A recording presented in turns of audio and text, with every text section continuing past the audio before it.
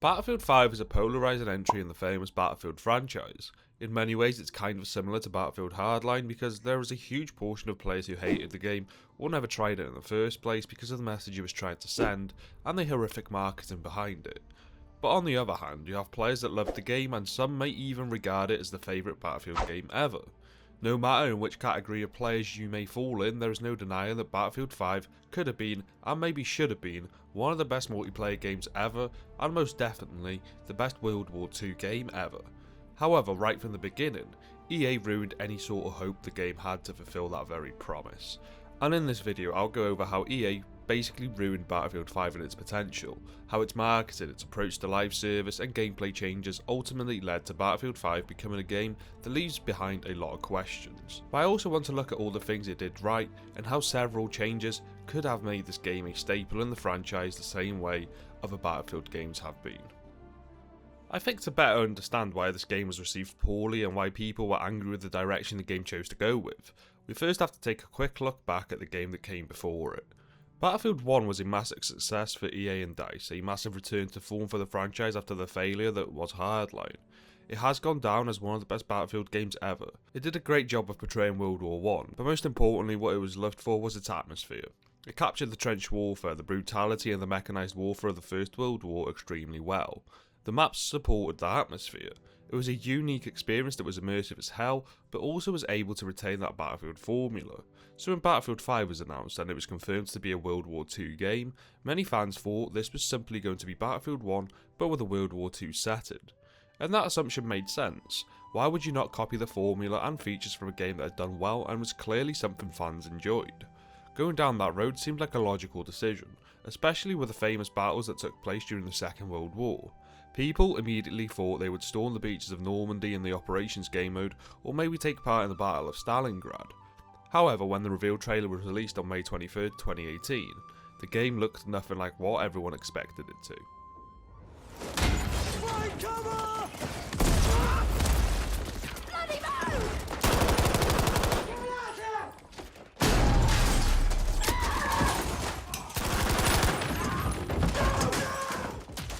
The trailer was colourful, filled with explosions and questionable customization options, and it had one thing that every gamer hates. Women. The trailer looked nothing like what players thought it would. Like I said, people thought this was going to be an extension of Battlefield 1 with improvements and new gameplay features. It didn't take long for the backlash to start rolling in. The main issue was with the portrayal of women in the trailer and the prosthetic arm. Many fans called it a steampunk vibe. Others were simply pissed off, and eventually DICE started to respond to the criticism, and this only exacerbated the issue. Now, I don't think that people were angry specifically at the fact that the game had included female soldiers. I think the problem was about how they were portrayed. There were plenty of women serving in the Second World War that had a huge impact and should be remembered and celebrated. However, it all comes down to portraying them in the right way, especially when your main audience is male. The first to respond to the backlash was DICE's general manager Oscar Gabrielson, who tweeted this. First, let me be clear about one thing. Player choice of female playable characters are here to stay. We want Battlefield 5 to represent all those who are part of the greatest drama in human history, and gives players choice to choose and customise the characters they play with. Our commitment as a studio is to do everything we can to create games that are inclusive and diverse. We always set out to push boundaries and deliver unexpected experiences, but above all, our games must be fun. As usual, people responded to his tweets mostly with negativity, but this was just the beginning of the marketing disaster that plagued Battlefield 5. The home run came when the CEO of EA at the time, Patrick Söderlund, said this. On the women in Battlefield, this is something that the development team pushed. Battlefield 5 is a lot about the unseen, the untold, the unplayed. The common perception is that there were no women in World War II. There were a ton of women who both fought in World War II and partook in the war. These are people who are uneducated. They don't understand that this is a plausible scenario, and listen, this is a game, and today gaming is gender diverse like it hasn't been before. There are a lot of female people who want to play, and male players who want to play as a badass woman. And we don't take any flack. We stand up for the cause because I think those people who don't understand it, well, you have two choices. Either accept it, or don't buy the game. I'm fine with either or. It's just not okay. Calling your fanbase uneducated isn't the best way to build hype for a game or even make people want to support you. But the final nail in the coffin came with telling people to accept it or just don't buy the game. And as it later turned out, a lot of people didn't buy the game because when the game finally launched after being delayed, EA said that it underperformed. So even before Battlefield 5 released, the game for some was already a failure or a game they had no interest in picking up. But for those who chose to play it, what was the game actually like?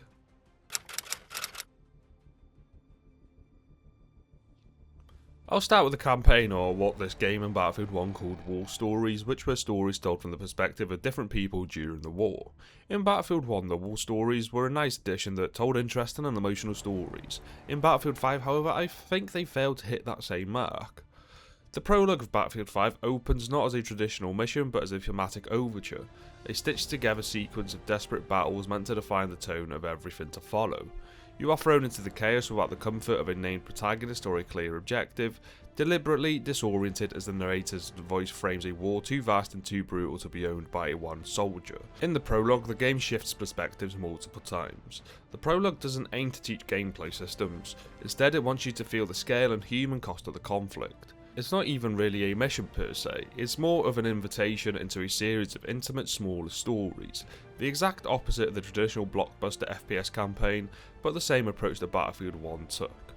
There are 4 war stories in Battlefield 5, if you count the prologue that makes it 5, but only really one stands out to me personally, but I'll talk about it at the end. First, let's start with Under No Flag.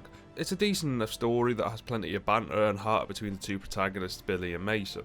The highlight of the story is definitely the relationship between the two and how it evolves, but gameplay wise it doesn't quite stick the landing. The missions offer a lot of freedom to the player, they have a more open approach, meaning you can choose on how to destroy certain objectives and you can either go in all guns blazing or take in the stealth approach. I don't think it's the worst out of all the ones that are in the game, but personally I just prefer a more linear style of play when it comes to the campaign. Nordless is the second war story, and this one is quite controversial and for the right reason. The mission is based on Operation Gunnerside, in which Norwegian commandos infiltrated the Vermont hydroelectric station in Norway, and the mission was to cripple heavy water production for the Germans, which they could have used to create a nuclear reactor, which would then help them in creating an atomic bomb. The commandos destroyed the equipment that was used to create heavy water along with all of their inventory, and they escaped without firing a single shot and suffered 0 casualties. However, instead of honouring that mission, DICE and EA thought it would be a good idea to turn it into a girl boss recreation. Now I understand that the mission wouldn't make for exactly exciting gameplay, but then maybe you have to ask the question that if that was the case, then surely it was better to just leave it out rather than recreate it and completely diminish the bravery and achievements of the men that carried out that very mission. Recreating this mission and replacing those men with women was clearly done for diversity and inclusion, because around 2018 games started to go down that route. I have never understood why DICE and EA didn't choose an actual story about women in the Second World War. There are plenty to choose from. The Night Witches would have made for a great war story, and so would have Lady Death, the Russian sniper who was credited with 309 sniper kills during the war. People would not have an issue with either of those stories, but shitting all over a real life operation only to implement women into it left a sour taste in people's mouths, and also solidified the message people were already pissed about before the game even released, that these things were being forced into the game on purpose. The real standout from the war stories was the Last Tiger mission, which wasn't actually in the game on launch, but came later as part of the live service model. This war story is definitely the darkest in the game, and it switches the perspective completely because for once a game lets you play as a German. To be more specific, a German commander called Peter Muller, who is the commander of the Tiger tank and has been tasked in helping the Wehrmacht and tanks in the rail yard. As the story unfolds, a young member of the crew called Hartmann is sent out to scout the road up ahead after Schroeder convinced Muller to send him out.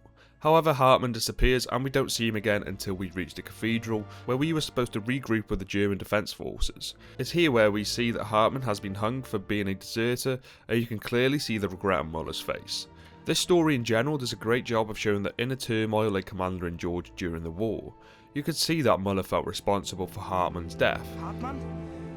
Dieser Idiot! Halten Sie den Mund! Hat seine Pflicht getan, wie befohlen. Seine Pflicht? Nein, war ein Verräter. Einer von uns. Fahren Sie weiter zum Hauptquartier.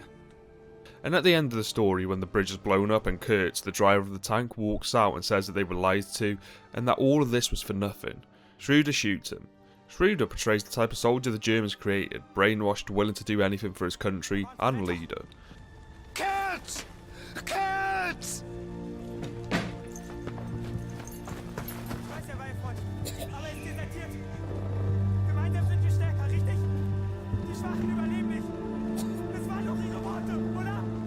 schießt!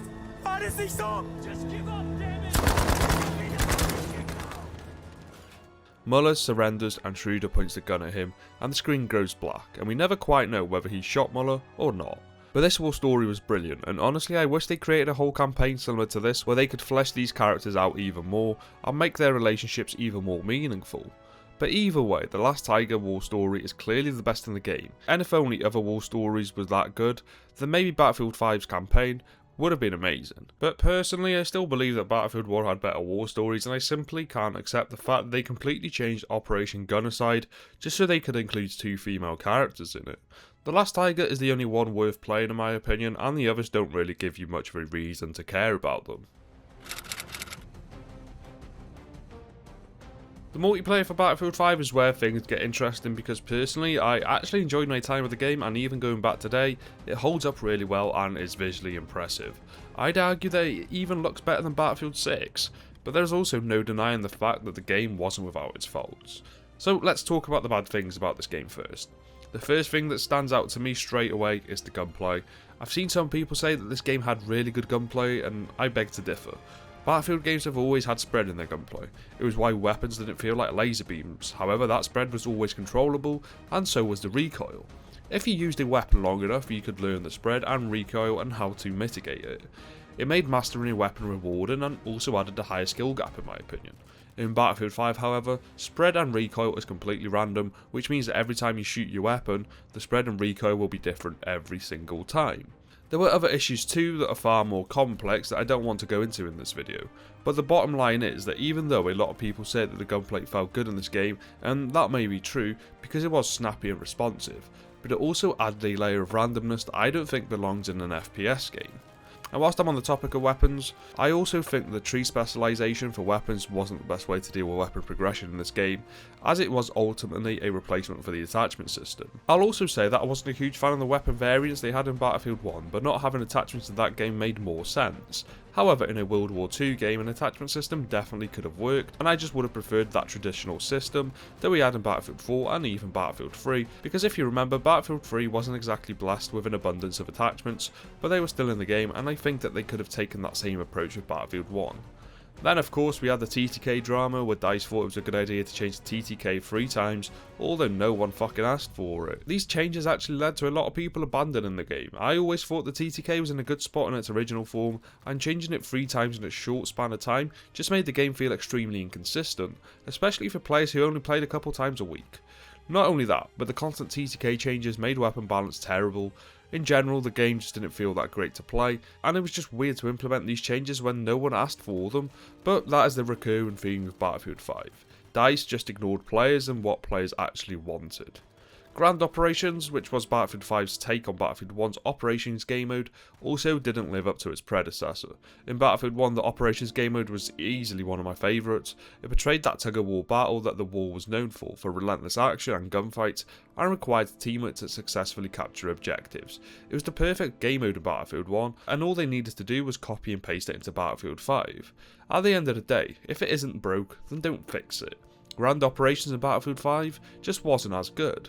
The structure of the game mode was off, especially when you had to parachute down and plant explosives to get through the first sector. The idea was cool, sure, it was cinematic and dropped you right into the mix of the action, but the problem was that the bomb carrier was constantly spotted and made it extremely easy for the defending team to stop the plant. That did however get fixed, but Grand Operations still lacked the quality that Battlefield 1 had, and personally I hardly played it, which was a shame, because I loved the game mode in Battlefield 1, but I simply just didn't enjoy it as much this time around. Also remember the visibility. People are moaning about visibility in Battlefield 6, and I mean rightfully so, but it has nothing on the visibility in Battlefield 5. It was downright awful. People camping with LMGs in dark corners or hiding in rubble with no chance in hell of seeing them. It was frustrating mainly because there was less emphasis on spotting players in this game too. Coupled with the poor visibility, it made it frustrating to play at times, especially on maps like Devastation or areas where the lighting was darker. And even though DICE implemented several improvements to the game to improve lighting, it never really made that much of a difference. This was the first Battlefield game to also abandon the premium model of the previous games and replace it with the live service approach. Before the game even launched, EA and DICE promised an ever-evolving Battlefield with new maps, weapons and factions. However, they never truly delivered on that promise. The maps were underwhelming, with some of them just being straight up bad, and we never got the Eastern Front in the game, which was probably the biggest disappointment. How are you not going to put Russia into a World War II game? The content was lackluster to say the least, and whilst it was free and didn't split up the player base, it simply wasn't good enough.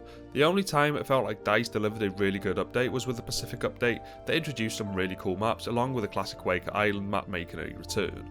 But unfortunately, this update came too late, and at this point most people gave up on the game already. Attrition was another thing that personally I wasn't a fan of. I didn't hate it, but I didn't feel like it enhanced my experience of the game in a positive way. That isn't because the idea of the mechanics of the attrition system were bad at its core, but because it relied on variables that were outside of the player's control. Attrition only really worked if players worked together and teamwork was actually working. I fully understand why this mechanic was implemented into the game. It was supposed to encourage teamwork. However, if you've played Battlefield games for a long time, you'll know that even though the franchise has mechanics that lend themselves incredibly well to teamwork, most players simply don't want to engage with those mechanics. And that was more apparent than ever in Battlefield 5, and also made playing the medic class a must most of the time because it was the only way to regen health. If you played as any other class, you were dependent on the medics actually dropping heals, which can be harder to come by than one might think. Sure, there were supply stations at each objective, but if you got caught in between objectives, most of the time there was no way for you to regen health if you weren't playing as the medic class. In the ideal world, attrition would have been a really cool addition to the game, however it ended up feeling more like a hindrance. Now let's get on to the positives and the things that Battlefield 5 did well. First, I have to talk about the movement and the improvements this game introduced.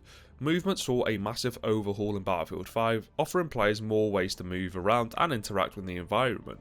It is hands down the best movement system in any Battlefield game, and what they managed to do with it was to still keep it grounded. You could now roll to soften the blow of a fall, you could catch onto a ledge and fall and down, when in prone you had more mobility allowing you to fully move around, and you could lay on your stomach and then transition onto your back, whilst almost crawling back. Sprinting whilst crouched is also a new addition, and of course the game had a slide mechanic.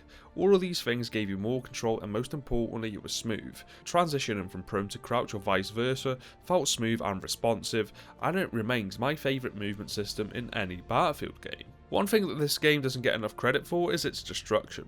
It wasn't as good as Bad Company 2, but no Battlefield game since then has been. But it was better than Battlefield 1 I believe, and it looked better too. I also quite like the maps in this game. I know that some people may disagree with that, but the launch maps weren't terrible. I do believe that the maps we got through the Tides of War, such as Mercury and Al Marj Encampment, weren't as good though. The only exception were the maps that came with the Pacific update, but overall the launch maps offered a good variety of maps. You had Hamada, Twisted Steel and Narvik that were the bigger maps that were focused more on the all-out warfare aspect, but you also had Arras, Rotterdam and Fiel that were more infantry focused. Admittedly, the game did feel short on the amount of maps it had since it only launched with 8 maps, but I do feel like overall they were pretty solid. Battlefield 5 also changed how vehicles played, most importantly how they felt to control. Tanks actually felt heavy now and had slower turn rate, they had improvement to suspension and traction, but the biggest change to vehicular gameplay came with the addition of the resupply station. Vehicles, just like soldiers, now had limited ammo and resources. You couldn't drive around the map anymore with infinite ammo. After you ran out, you had to retreat back to a resupply station that was found in certain areas of the map, or could be built in certain areas through the fortification system. It made vehicular gameplay more tactical. You had to think about your ammo count now and if pushing a specific objective was a smart move or not. Overall, I really enjoyed the vehicles in this game, however I don't think they were balanced that well. Tanks would still sit and camp on top of hills, and due to the high velocity of the weapons it was extremely easy to hit targets at a distance, and made it almost impossible for infantry players to destroy them. The addition of the fortification system was a surprisingly cool feature too.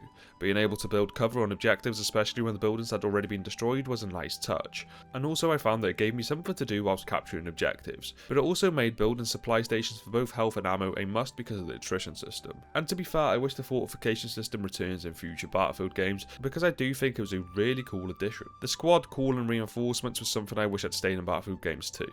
They rewarded teams that worked together and actually incentivized people to play as a squad and complete orders. And the call-ins that could be used were useful too. Calling in a smoke barrage or breakthrough to help your team push through the enemy lines was really useful. And of course, then you had the V1 rocket, which was absolute cinema. Audio design deserves a shout out too. It was really well done in this game, and maybe Battlefield 6 could learn a thing or two from it. Footsteps were easy to hear and most importantly easy to understand. You knew if someone was above you or behind you, whether they were walking on a wooden surface or running on concrete, which made it easier to know where people were coming from. And the soundtrack was beautiful too. I think Battlefield 5 overall has my favourite soundtrack in the franchise. And I almost forgot that this was the first Battlefield game to let squad members revive each other, which was another cool addition, although it did look pretty stupid when you got blown up by a tank shell and then your teammate would just dap you up and you'd be fine and ready to go again. Animations also looked great, and entering and exiting vehicles now had its own animations and added to the immersion. However, that was a double-edged sword because a lot of the time being locked into an animation could get you killed, which in turn would lead to some frustrations. Jumping and breaking through windows was also new and made moving from one building to another so much more fluid than older Battlefield games. Overall, the game had a lot of cool little details, like throwing your grenade overarm or underarm depending on where you threw it, or being able to duck down when being the top gunner on a tank. All of these little things added to the overall experience and immersion of the game, although there were other things that took away from it as well. The skins was something people were worried about when they saw the reveal trailer and all the crazy looking skins in it. However, I actually think Battlefield 5 had some really good skins and there was a lot to choose from. I honestly kinda wish we had this much customization in Battlefield 6. So overall, I think the majority of the new features that were introduced in Battlefield 5 were actually a great addition and some have stayed in the franchise since then. And overall, I don't think the multiplayer was terrible. I don't think it was amazing either, I would say it was an average experience. What hurt it the most were the TTK changes and the lack of good content, and everything that it lacked in general. The Pacific update was great, but it came too late. If it came sooner, maybe the game wouldn't have been abandoned because there were plans for an Eastern Front update for the game that would include the Russian army. And that is what I mean when I said that what hurt this game the most is what it lacked. Because the Eastern Front should have been in the game on launch, or at least be the first big update. How can you make a World War II game and not include the Eastern Front in it? I also think putting a lot of resources behind the Battle Royale hurt the game, and that manpower could have been utilised in other areas of the game. And to be fair, Firestorm wasn't awful, but it did feel empty and sort of shallow with what it had to offer, and what made it worse was the decision to put it behind a paywall that required people to own the game you basically told them not to buy. Battlefield 5 wasn't a bad game, and it still isn't. It got better with every update, and towards the end of its life cycle, it was a fun game that had a good amount of content. However, it was also a game that was kind of doomed from the start because of the controversy it created. Most of it deserved and self-inflicted, but some that the game didn't deserve. It was clearly a game that had potential, but it just wasn't what people expected after the masterpiece that was Battlefield 1. I think if they just copy and pasted a lot of what Battlefield 1 did, especially when it came to the immersion and the atmosphere the game was able to create and capture, and put that in a World War II game, then Battlefield 5 would have been a huge success, and that would also stop any of the controversy the game received before launch. It's a shame the game never delivered a World War II experience that many people wanted, and by a lot of people, it's regarded as the favourite game of the series. I still think it was an average to good Battlefield game, and I poured hundreds of hours into it, and I definitely believe that this is a game that gets hated on a lot for the wrong reasons. Battlefield 5 will always be a game that will be remembered for the controversy it created, and that's a damn shame because underneath that, there was a solid game of infinite amount of potential that DICE and EA couldn't find a way to utilise properly. And it's also a reminder that insulting the player base that your franchise relies on is never a good idea. Battlefield 5 could have been amazing, but unfortunately, we will never truly see that.